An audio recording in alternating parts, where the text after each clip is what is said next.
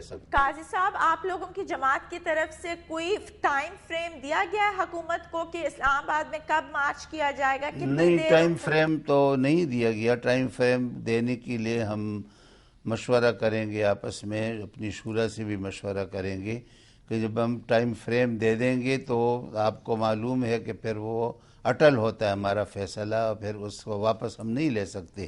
جی. اور ہم اسی لیے حکومت سے کہتے ہیں کہ ملک میں مزید خرابی پیدا کرنے کی بجائے وہ اپنی پالیسی پر نظر ثانی کریں، اور جو امریکہ کے سامنے ذلت اٹھانے کی بجائے اور امریکہ کے سامنے اپنے آپ کو ذلیل کرنے کی بجائے خود مختار ایک پالیسی جو عزت کا راستہ ہے، عزت کے راستے کو اختیار کر لیں.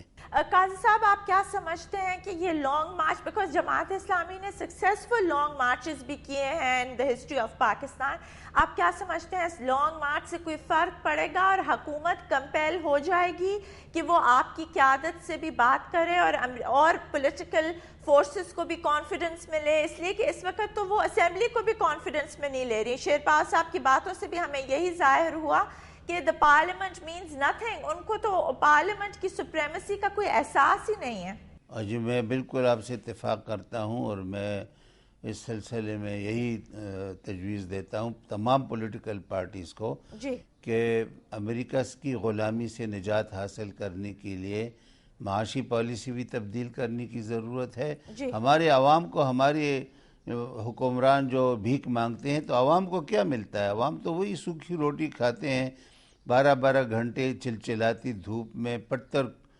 کوٹتے ہیں، اور اس کے نتیجے میں اپنے بچوں کو پیٹ بھر کر کھانا بھی نہیں دے سکتے. جی، اس معلوم وقت تو نہیں ہے بجلی اور پانی کے بغیر بھی بیٹھی ہے عوام.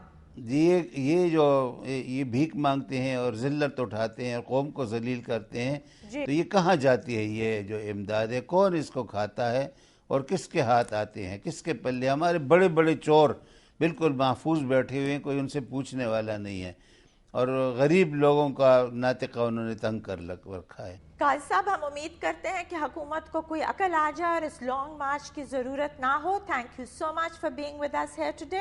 ناظرین، یہاں پر ہم لیں گے ایک بریک، ہمارے ساتھ رہیے گا.